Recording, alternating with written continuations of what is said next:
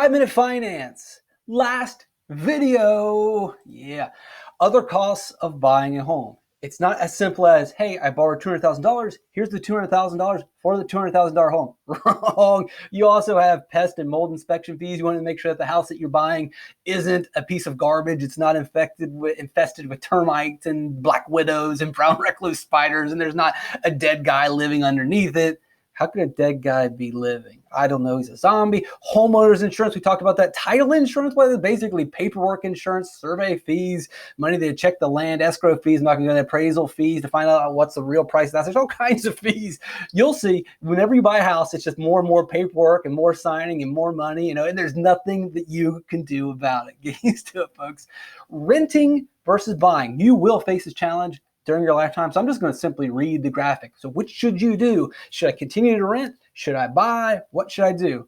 I plan to live in the area for less than 2 years. If you're planning on moving soon, then rent. I plan to live in the area for a while. Then maybe you should buy.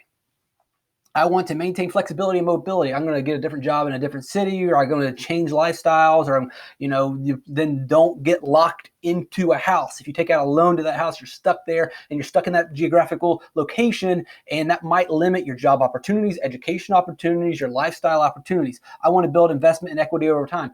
When you pay rent, that money's gone every month. $800, $700, that's gone. You'll never see it again. When you paid into a house, that's money you're basically paying to yourself. Every month you're buying a little bit more and more and more of your house, and eventually that house is yours. So let's say you spend $200, like in the last video, you spent $340,000 over your life to buy your house, but 30 years later, you now own a $200,000 home. That's a $200,000 home that is yours. That's basically you're sitting on a bank. You're sitting on $200,000. If you rent for 30 years and you make $340,000 worth of payment, that's all gone. When the 30 years is up, after 30 years of renting, that's $340,000 that you spent. It's in someone else's bank account. If you buy the house, you're building equity over time. I am working on repairing my credit history. Bad credit, you can't get a loan. I'm looking for ways to further my tax deductions. If you buy a house, you get tax breaks every single year. If you rent, you do not get tax breaks. If you buy a house, you get tax breaks. I am saving money for a down payment. So maybe you can live cheaper by renting, and you're saving money so that you can eventually buy a house. I want the feeling of stability.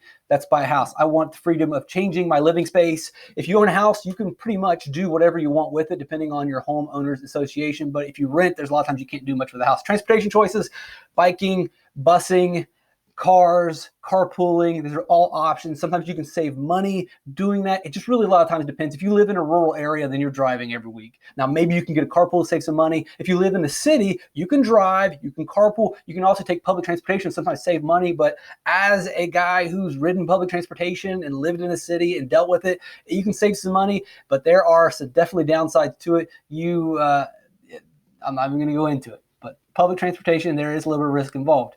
Leasing versus buying a car. All right, should I buy the car or should I lease it? Which is basically like renting it. When the lease is up, you got to give the car back. So if you buy, it requires more money up front and each month. Leasing, less money up front. So you can often buy a more expensive car. A lot of times when you see people in a Lexus or a really nice car, they're often leasing it. They're not buying it. They're going to have to give that thing back. If you buy it, you can pay off your auto loan, which would eliminate a monthly cost. When you lease a car, you're always paying a monthly cost over and over and over and over and over. You're never going to pay it off. With a car, you can someday pay it off. And instead of making a car payment every month, you have that money in your pocket. Have freedom to sell or trade or whatever when you buy it. When you lease it, you can't do anything with that car. It usually costs less over time to buy. You can get a tax break, though, if you lease a car for business purposes, which you probably aren't doing. It's yours to sell, total, or drive for 20 years. You can upgrade the newest model if you lease. So if you always want to be in a new car, then leasing is the way, but it's usually not the best financial option. And the car value depreciates as soon as you drive it off the lot. That's true. You owe fees for leasing a car. Financing a car, we talked about this before. So if you want to borrow $25,000 at 5% interest, 72-month period, you borrow $25,000, you're going to pay back $29,000. It's going to be different. A bad credit rating, you're going to have higher interest rate, better credit rating. You might be able to get a little bit lower than 511, but that's what you're looking at.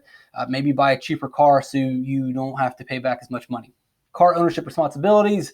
Oil change every 3,000 months, power steering 3,000. So there it is. And you can look this up. Like, this is the stuff you want to do if you want to take care of your car, especially if you own a car. If you lease a car, you don't have to worry about this. But if you own a car, you buy a car, then you need to make sure you do this. If you don't, believe me, you will pay the price. It will cause anxiety in your life and it will destroy your car. So make sure that you are doing these things with your car.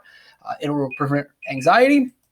You'll have less worries, your car will break down less often, and your car will last longer. Sure, it costs money to get the oil change, to get these power steerings, but just get in the habit of doing it, build a good relationship with your mechanic, and you won't have any problems. That's it, folks. 5 Minutes Finance, over.